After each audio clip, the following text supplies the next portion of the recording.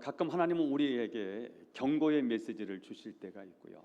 어떤 사건을 통해서, 어떤 일을 통해서 우리에게 자극을 주실 때가 있어요. 그때는 하나님의 소리로 들어야 하는데, 오늘 하나님께서 바로에게 회개할 수 있는 6번의 기회를 주셨습니다. 첫 번째 재앙, 피재앙입니다. 애굽 젖줄, 생명줄인 나일강에 다 피바다가 되어서 마실 수가 없습니다. 두 번째 재앙, 개구리 재앙입니다. 개구리가 무슨 능력이 있겠습니까? 그러나 하나님의 손에 잡히면 그것이 강력한 무기가 되고요. 세 번째 재앙은 이재앙입니다. 티끌이 다 이가 되어서 사람에게 짐승에 와서 굉장히 괴롭히게 되지요. 네 번째 재앙은 파리 재앙인데요. 파리가 무슨 무기입니까? 파리가 때로 모이니까요, 아무것도 못하겠어요. 다섯 번째 재앙은 전염병이 왔는데, 우리는 코로나를 한번 경험해봐서 전염병이 얼마나 무섭다는 사실을 알지요. 여섯 번째 재앙은 악성 종양입니다. 피부암 같은 걸 일으켜서 고통을 안겨주는 거예요. 여섯 번의 이 재앙은 바로로 하여금 회개하고 하나님께로 돌아올 수 있는 일종의 채찍이었습니다. 자, 그런데 바로는 얼마나 완악한지 끝내 회개하지 않고 고집을 부리다가 오늘 하나님께서 7번째 재앙을 내리시는데, 그 재앙이 바로 우박 재앙입니다. 하늘에는 어마어마한 물이 저장되어 있습니다. 하나님은 그 엄청난 물의 양을 수증기 형태로 저장해 두셨다가 때가 되면 적당한 양만큼, 그리고 적당한 시기에 비나 눈으로 이 땅에 내리셔서 적셔 주십니다. 자, 그런데 때로는 아주 드물게 얼음 알갱이를 보내셔서, 우박을 보내셔서 이 세상에 큰 타격을 주시기도 하신다는 거죠. 자, 오늘 하나님이 애굽에 내리신 이 우박 재앙을 통해서 오늘 이 시대에 살고 있는 우리 그리스도인들에게, 현대인들에게 주시는 메시지는 무엇일까? 오늘도 역시 두 가지 말씀을 함께 살펴보려고 합니다. 첫 번째입니다. 하나님의 말씀을 두려워하는 자는 살고 하나님의 말씀을 무시하는 자는 죽습니다. 시작. 하나님의 말씀을 두려워하는 자는 살고 하나님의 말씀을 무시하는 자는 죽습니다. 굉장히 단순하고요, 심플한 메시지인데요, 이게 생명입니다. 하나님의 말씀을 경외하느냐? 삽니다. 하나님의 말씀을 무시하고 불순종하느냐? 죽습니다. 형통과 불통이 여기에 있습니다. 사느냐 죽느냐, 생명의 말씀이기 때문에 그렇습니다. 자, 18절 19절을 읽어보겠습니다. 시작. 내일 이맘때면 내가 무서운 우박을 내리리니 이제 사람을 보내어 내 가축과 내 들에 있는 것을 다 모으라.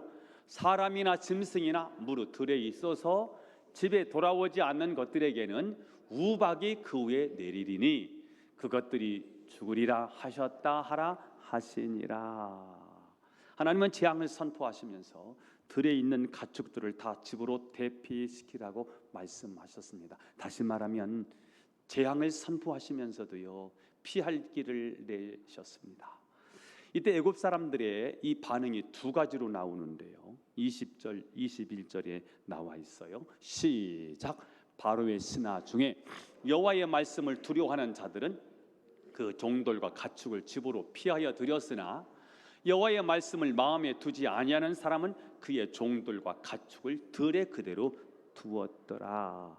자, 애굽인들 중에, 애굽 사람들이라가 다 말씀을 안 듣는 게 아니에요. 애굽 사람들 중에 말씀을 두려워하는 자들은 가축을 집 안으로 들였어요.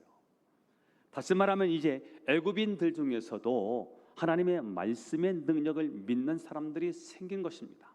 그들이 말씀을 듣고 자기 가축들을 그리고 집안에 있는 종들을 들에 있었던 것들을 다 집안으로 들였더니 재앙이 그들에게는 없는 거예요. 그러나 말씀을 무시하는 사람, 말씀을 마음에 두지 않는 사람들은 종과 가축들을 그냥 들에 두었습니다. 그들은 하나님 말씀보다 자기 자신들의 생각이나 자신들의 경험을 더 믿었던 것이죠. 그 결과 애굽의 역사상 유례 없는 뇌성, 우레, 번개, 우박, 그리고 불덩이 땅에 마구 쏟아져서 들에 있던 모든 들짐승이며 식물들이 다 죽습니다. 애굽에 상당한 이 경제에 타격을 안겨주게 된 것입니다. 자, 그런데 26절에 보니까 이스라엘 자손들이 있는 그곳 고산 땅에는 우박이 없었더라. 하나님은 자기 백성들을 구별하셔서 보호해 주셨습니다. 자, 이것은 우리가 하나님의 진노 가운데 살 수 있는 길은 오직 하나님의 말씀을 듣고 순종하는 것밖에 없다는 것을 보여주고 있습니다. 지금 우리가 망하지 않는 길은 선한 사람이 되는 게 아닙니다. 착한 사람이 되는 게 아닙니다. 여러분, 우리가 선한 사람이 되면 얼만큼 선한 사람이 되겠습니까? 우리가 바르게 산다고 해서 여러분 재앙을 막을 수 있는 것도 아닙니다. 우리는 악하지만 하나님의 말씀을 믿고 말씀이 이끄는 대로 살면 하나님은 심판 중에도 우리를 은혜를 베풀어 주신다는 것입니다. 여러분, 늘 말씀을 듣는다고요, 그 말씀을 그냥 지나치시면 안 됩니다. 뭐 지난주에 하셨던 말씀 또 말씀하시는 거 아닌가? 말씀을 기둥으로 들으면 안 됩니다. 말씀을 내게 주시는 심각한 말씀으로 들으셔야 합니다. 하나님은 누구든지 말씀을 듣고 회개하고 돌아오기만 하면 하나님이 용납하신대요. 그리고 그 많은 상처와 아픔도 싸매 주신다고 약속을 해 주셨어요. 자, 그런데 사람들이 하나님 말씀보다는 자신의 지식이나 자신의 경험을 더 의지한다는 것, 그래서 망하는 거거든요. 세계 최고의 기술력으로 만들어진 이 타이타닉호, 당대 최고의 부자들과 지식인들을 가득 탑승시킨 채 대서양을 항해하게 되었습니다. 그 배의 선장과 승무원들은 자신들의 오랜 항해 경험을 굳게 신뢰하고 있었습니다. 하지만 무선사는 지나가는 이 타이타닉호를 향해서 지나가는 이 배들이 앞에 거대한 빙산이 있으니 조심하십시오. 계속해서 무선사에게 이 경고음이 들리는 거예요. 무려 6번이나 경고음을 들리는데 무시합니다. 승객들의 안부 전화를 처리하느라고 굉장히 바빴습니다. 자, 6번째 경고가 울렸을 때 짜증을 내면서 무전사가 이렇게 답변했습니다. 시끄럽소, 조용히 하시오. 그리고 불과 수십 분 뒤에 타이타닉호는 무선사가 무시했던 바로 그 빙산에 충돌하면서 차가운 바다 깊은 곳에 수몰되고 말아요. 타이타닉호는 다가오는 재앙의 경고보다는 눈앞의 풍요와 자신의 경험을 더 믿다가 모든 백성을 다 뱃속에 함몰시키고 말았습니다. 세상은 돈을 쌓아야 살 수 있다고 말합니다. 스펙을 쌓고 내 경험과 지식을 믿어야 이 험한 세상을 살 수 있다고 가르칩니다. 그러나 오늘 애굽의 들판에 내성과 불덩이가 섞인 어마어마한 우박이 쏟아질 때 그들이 평생 쌓아올렸던 지식과 경험, 들판의 풍요는 아무런 힘을 쓰지 못했습니다. 오늘 하나님의 말씀을 두려워하여 집안으로 대피한 자들만 다 생명을 건질 수 있었습니다. 여러분, 지금 여러분들이 붙들고 있는 피난처는 무엇입니까? 여전히 말씀보다 내 경험을 더 믿고 계신 것은 아닙니까? 오늘 하나님께서 이 우박을 통해서 우리에게 주시는 메시지입니다. 말씀을 무시하는 자는 죽습니다. 그러나 말씀을 경외하는 자는 다 삽니다. 굉장히 쉬운 이야기인데요, 굉장히 어려운 말이 될 수 있습니다. 제가 하나님보다 하나님 그 다음으로 무서운 사람이 있어. 송정원 씨가 무서워. 어제 결혼식장에 가느라고 축의금을 챙겼다고 나보고 가져가래. 네, 가져가겠습니다. 제가 하나밖에 못해. 2개, 3개를 못해. 근데 집에서 제 사무실로 몇 가지를 가지고 오는 일이 생긴 거예요. 처음에는 제가요, 이 성경책을 이 안에 여기로 가져와야 되는데 성경책을 안 가져온 거예요. 그래서 성경책을 가져왔는데 안경을 놓고 왔어. 이번에는 이것저것 챙기다가 집사람이 축의금 꼭 챙겨가세요. 와보니 축의금이 없어요. 이제 죽었다. 이제는 마저 죽었다. 그리고요, 당장 올라가서 아무 일도 없었던 것처럼 해서 축의금을 싹 가지고 내려왔어요. 그날 아무 일도 없었어요. 우리 집사람의 말씀이 저는요 무서워. 저처럼 똑같이 무서워하는 분이 여기 한 분 계셔. 김종섭 장로님도 무서워해. 저만 그런 게 아니고 서동섭 장로님도 똑같더라고. 와이프 말씀이 무서워. 말 안 들으면 하도 잔소리를 들으니까. 그래서 그 말은 잘 들어. 그런데 여러분, 하나님의 말씀은요, 이게 자꾸 비현실로 느껴져. 이게 우리의 지금 문제예요. 와이프가 축의금 꼭 가지고 내려가래. 안주머니에 넣으래. 이거를 기억해서 드는데요, 내가 두 가지를 세 가지를 한꺼번에 잘 못해. 그래서 다른 거 챙기다가 그걸 놓고 왔는데요, 마누라의 잔소리가 싫어서 다시 올라가서 그걸 가지고 와. 이게 현실이기 때문에 그래요. 그러나 하나님의 말씀을 무시했어. 하나님 말씀으로 그냥 하나님 말씀이 이 순종하라가 주신 말씀인데 그 메시지를 우리는 기뚱으로 들어. 왜요? 비현실이거든. 날벼락에 쳐야 되는데요, 날벼락이 안 와. 교회 안 왔어. 다리몽둥이가 부러져야 돼. 그런데 다리몽둥이가 안 부러져. 그러니까 그 다음에 또 안 나와. 그러다 보면 뭘 잃어버려요? 하나님을 잊어버려. 하나님을 잊어버리면 전부를 잃어버려. 재앙은 한꺼번에 오지 않아요. 서서요. 망하는지도 몰라. 어느 날 와르르 망가버리는 거거든. 이게 이제 우리가 다 망하는 건데요. 여러분, 한번 정리하고 넘어갔으면 좋겠어요. 축구도요, 1부 리그가 있고 2부 리그가 있어요. 야구도요, 1부가 있고 2부가 있어요. 미국에 이 메이저가 있고요, 마이너 리그가 있어요. 우리가 신앙에 메이저급으로 올라가야 되거든요. 아멘 좀 해봐요. 선이 있거든요. 노는 물이 달라요. 1부 리그하고 2부 리그는요, 이 리그가 다른 거예요. 인기도 다르고요, 연봉도 다르고요, 다 다른 거예요. 여러분, 1부, 2부, 3부, 4부 리그가 있는데요, 저는 여러분, 우리 교회, 저와 여러분은 신앙에 있어서 1부 리그가 되기를 바라요. 선이 있거든요. 그걸 넘어야 되는데요, 내 스스로 경계선을 두어. 이 정도는 넘어서서 헌신하지 않아. 말씀대로 살아야 되는데 난 이 정도는 된다고 생각해. 스스로 한계를 정했어. 스스로 한계를 정하니까 하나님도 한계가 되는 거예요. 하나님은 능력이 한이 없으세요. 전지전능하신 분이십니다.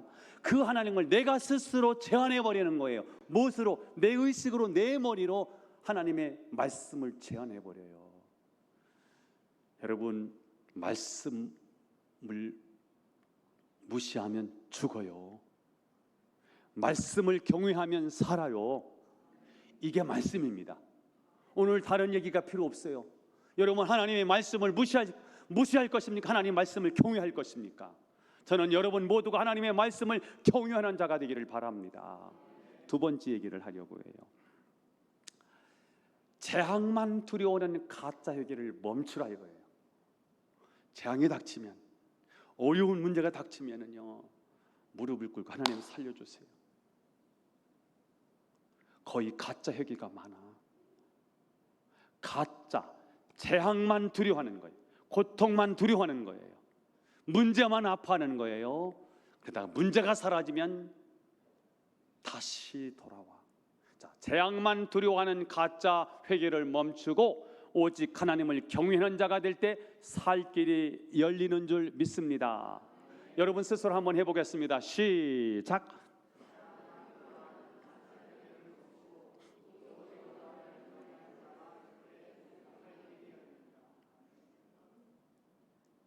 가짜 회개 안 돼요. 하나님을 경외하는 자가 살아요. 애굽 땅에 재앙이 극에 달하자 바로는 마침내 모세와 아론을 불러서 자신의 죄를 고백합니다. 27절 이렇게 되어 있습니다. 시작. 이번은 내가 범죄하였노라. 여호와는 의로우시고 나와 나의 백성은 악하도다. 바로의 고백은 완벽해 보입니다. 자신의 범죄를 인정하고 여호와의 의로우심을 찬양했습니다. 하지만 자기 죄를 깊이 생각하고 나온 회개가 아닙니다. 어떻게 해서든지 이 무서운 재앙만 모면해 보자는 심산이지 중심은 절대로 변하지 않았습니다. 당장의 고통만 면하기 위해서 임시 방편으로 회개합니다. 잘못했습니다. 입만 회개했어. 입만 돌아왔어. 삶은 돌아오지 않았어. 삶의 내 스타일을 바꿔야 될 게 많거든요. 하나도 안 바꿔. 그러다가 주님 앞에 가는 거예요. 여러분 이거 굉장히 무서운 얘기를 하고 있는 거예요. 하나님이 오늘 바로를 다루시지 않습니까? 한 번에 끝내면 되잖아요. 근데 뭐 이렇게 10번씩이나 걸쳐서 재앙이 필요했을까요? 하나님 그렇게 하시는 이유는요, 우리에게 자비를 베푸시는 거예요. 하나님 그렇게 하시는 이유는 우리에게 여러 번의 기회를 주시는 거예요. 돌아올 기회가 10번 있었다는 거 아닙니까? 그런데 돌아올 기회가 10번 있었음에도 불구하고 한 번도 못 돌아와. 그래서 망하는 거예요. 여러분 하나님 우리를 다루시는데요, 이렇게 저렇게 하나님 다루시면서 그때 회개하고 우리 신앙의 경지 올라가는 거예요. 그렇게 한번 혼나고서 다시 회개하고 올라가면서 신앙의 경지를 한 걸음 더 올라가는 거예요. 그러면 벌써 1부 리그에 와 있을 거예요. 여러분의 삶이 벌써 달라졌을 거예요.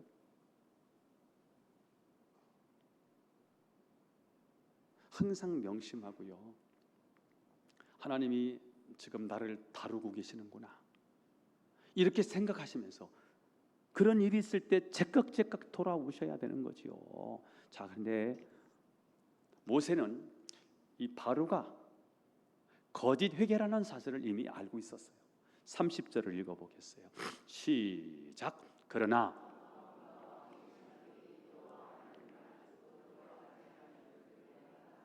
모세가 하는 말이에요. 아직도 하나님을 두려워하지 않은 줄 내가 알아요. 바로는 재앙만 무서워했지 아직 하나님을 두려워하지 않습니다. 그는 죄를 자복하려고 하는 겸손함이 아직도 없어요. 오만과 자존심이 그대로 남아 있습니다. 모세 앞에 절대로 머리를 숙일 마음이 없는 거예요. 그가 진짜 하나님을 두려워했다면 그는 하나님 앞에 나와서 경배하고 찬양했을 거예요. 모세는 바로의 회개가 가짜인 줄 알지만 그의 요청을 듣고 하나님께 구합니다. 그랬더니 하나님께서 그 재앙을 멈추세요. 문제는 우박이 그치자 바로가 어떻게 했느냐 하는 거예요. 35절에 나와요. 읽어보겠습니다. 시작. 바로의 마음이 완악하여 이스라엘 자손을 내보내지 아니하였으니 여호와께서 모세에게 말씀하신 것과 같더라. 바로는 무서운 재앙을 당하고도 마음이 완악해서 이스라엘 자손을 보내지 않습니다. 바로는 이 노예들을 보내고 싶은 마음이 조금만큼도 없어요. 이스라엘 백성들이 노예인데 이 노예들은 노동력이에요. 애굽의 경제력을 지탱해주는 자산이거든요. 이들을 내려놓는 것은 이거는 굉장히 어려운 일이에요. 그런데 내려놓아야 살아. 하나님의 백성이에요. 이들은 뭐하는 백성입니까? 하나님을 예비하는 백성이에요. 하나님 찬양하고 경배하는 백성이에요. 하나님이 이들을 통해서 영광을 받으시고 싶대요. 이들을 내보내라고 모세를 보내신 거예요. 그런데 이들을 내보내기에는 이들이 너무 아까워요. 우리도 그렇지 않습니까? 말씀이 부딪히면, 하나님 말씀이 들려놓으면 우리가 내려놓아야 될 게 너무 많아. 그런데 내가 내려놓아야 될 것, 그것을 내가 사랑하고 있어. 그것을 내가 굉장히 아끼고 있어. 그리고 내 안에 있는 이 죄가 나를 즐겁게 하고 있거든요. 그것을 내려놓자니 이것저것 다 포기해야 될 게 많아요. 그래서 붙잡는 거거든요. 근데 그걸 붙잡고 있었더니 하나님이 계속해서 재앙으로 채찍을 내려치세요. 계속 치셨어요. 아팠어요. 고통이 와요. 그래서 고통을 당하니까 잘못했어요 하고 회개하는 것 같아. 그런데 고통이 사라지니까 뭐가 사라지느냐? 두려움도 사라져. 그래서 다시 예습관으로 다시 돌아가. 이걸 반복한 거예요. 여러분, 이게 우리들의 모습 아닌가요? 말씀 듣고 회개하고 하나님 말씀대로 살아야지 했다가요, 집에 돌아가면요 TV에 빠지고 사람들과 어울리다 보면 말씀은 온데 간다 없고요, 현실만 있는 거예요. 그러다 보니까 신앙은 절대로 자라지 않고 제자리 걸음하면서 요령만 생기고 말만 발달돼 있어요. 이게 바로예요. 자, 그러면 바로는 왜 이 끔찍한 재앙을 당하고도 계속해서 고집을 피우는 것일까? 만약 하나님께서 하늘을 가리시고 번쩍번쩍하는 번개와 천둥 속에서 직접 바로에게 나타나셔서 바로에게 말씀하셨다면 바로는 그 자리에서 넙죽 엎드려서 하나님 앞에 잘못했습니다 하고 항복했을 것 같아요. 그러나 하나님은 꼭 그렇게 말씀하지 않으세요. 하나님은 꼭 모세와 아론이라고 하는 인간 대언자를 통해서 말씀하신다는 것입니다. 이것이 바로에게 걸림돌이 되었습니다. 세상의 권력의 정점에 서 있는 바로의 눈에는 모세와 아론은 그저 자기가 부리는 수백만 명의 노예 중에 한 사람에 불과한 것입니다. 무소불위의 권력을 가진 이 바로가 저 광야에서 양이나 치던 저 초라한 노인의 말에 복종한다고 생각하니까 이 자존심이 상한 것입니다. 내가 저런 인간에게 무릎을 꿇어야 된다고 어림없이 이 교만이 결국 바로를 파멸로 몰고 간 것입니다.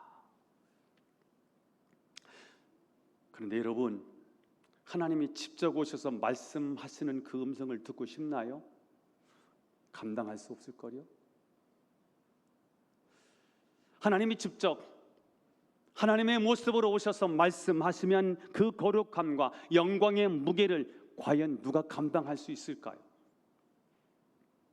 하나님 앞에는 거대한 산이 녹아요, 바다요, 그 많은 물이요, 하나님 앞에는 다 마르고요.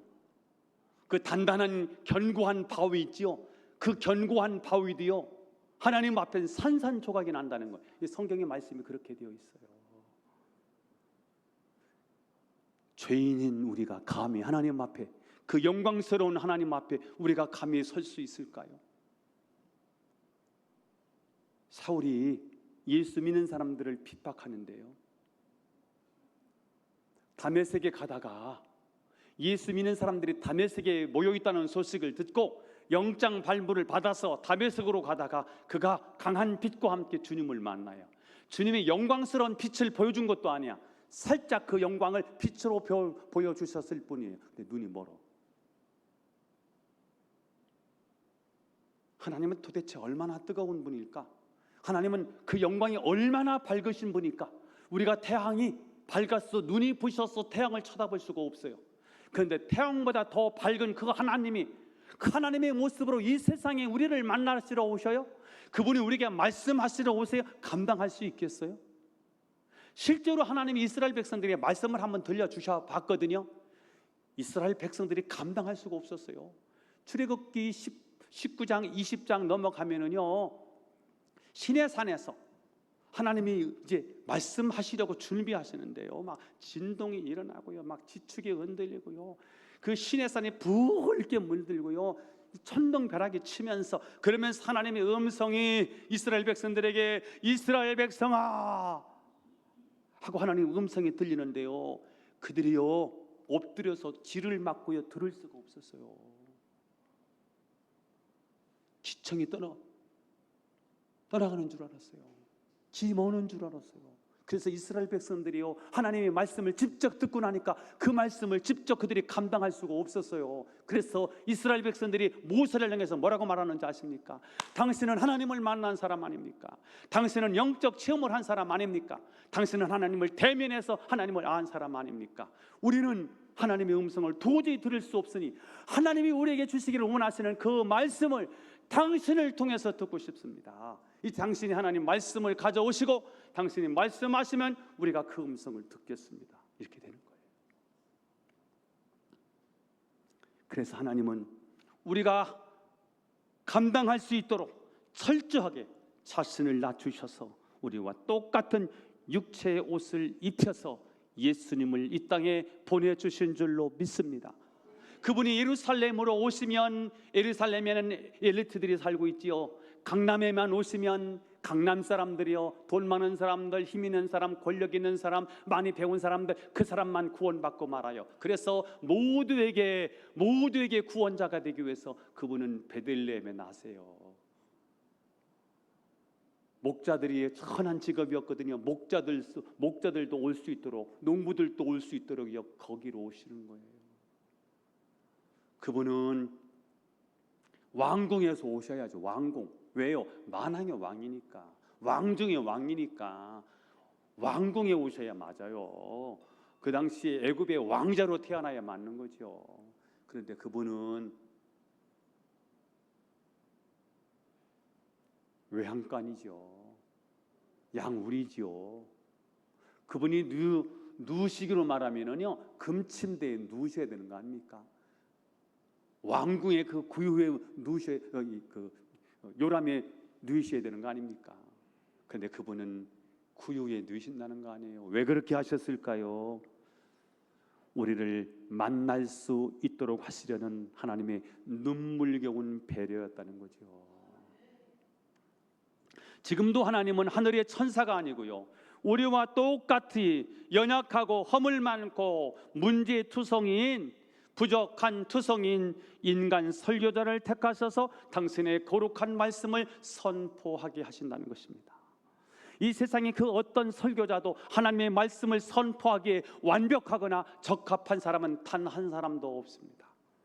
저 역시 여러분과 똑같이요, 아파하고요, 넘어지고요, 하나님의 은혜가 없으면 한순간도 살 수 없는 그저 연약한 인간일 뿐입니다. 그러나 여러분 꼭 기억해야 할 말씀이 있습니다. 이 말씀입니다. 시작.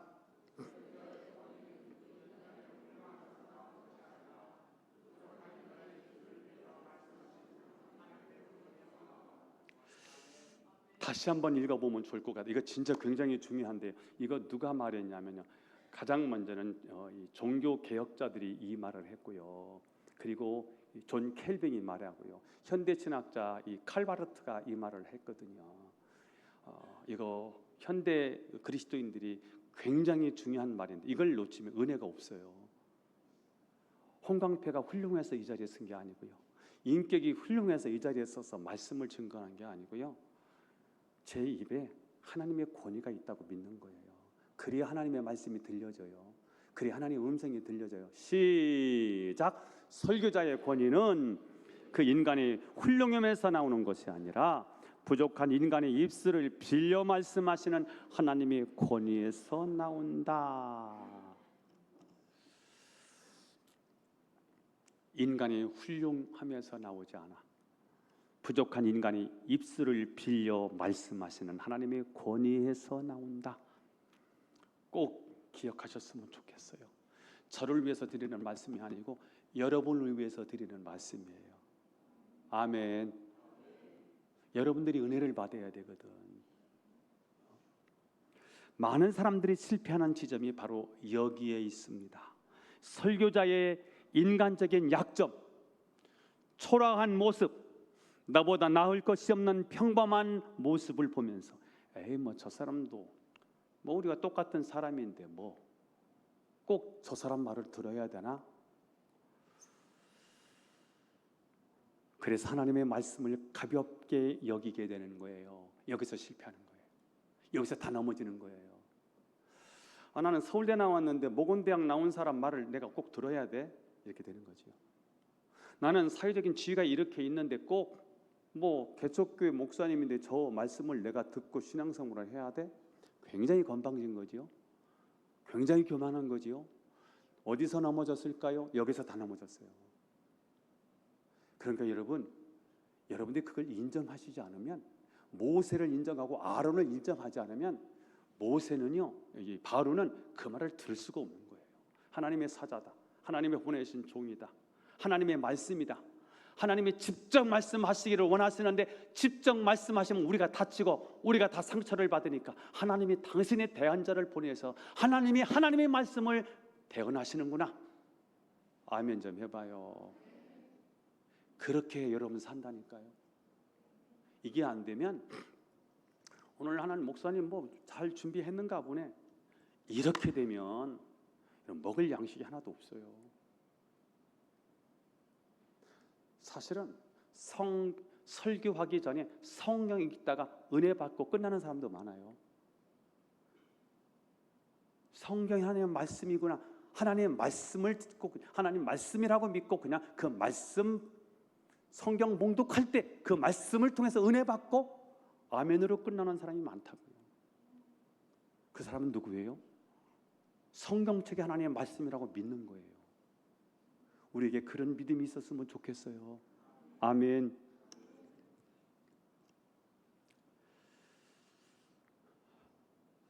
말씀을 증거하는 메신저를 무시하다가 그 메신저가 들고 온 왕의 어명을 쓰레기통에 던지는 우를 범할 수 있다는 거예요.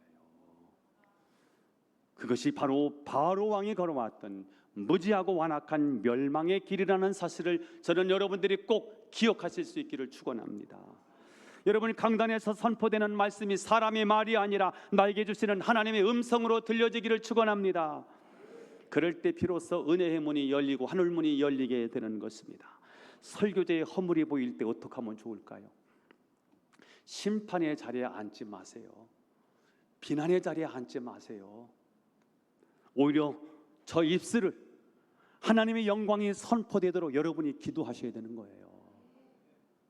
은혜가 되느니 안 되느니 그런 말씀하지 마시고, 하나님, 우리 목사님을 통해 하나님 메시지가 선포되도록 하나님의 종을 축복하여 주옵소서라고 기도하실 수 있기를 축복해요. 불평하기 시작하면 한이 없어요.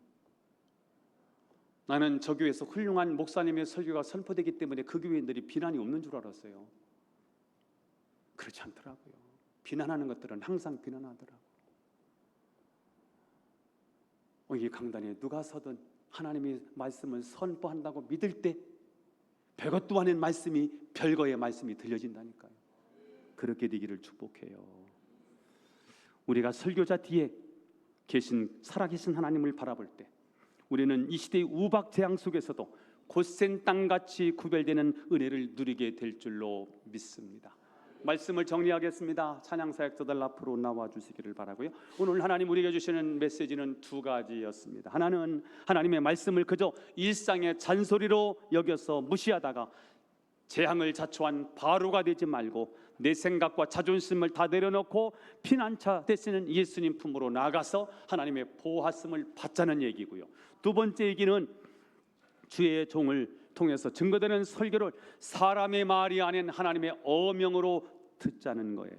저는 여러분이 하나님의 말씀이 들려질 때 하나님의 말씀으로 들려져서 어떤 상황 속에서도 오직 하나님을 경외하며 하나님의 복을 누리는 저와 여러분이 될 수 있기를 주 예수님의 이름으로 축원합니다. 아멘.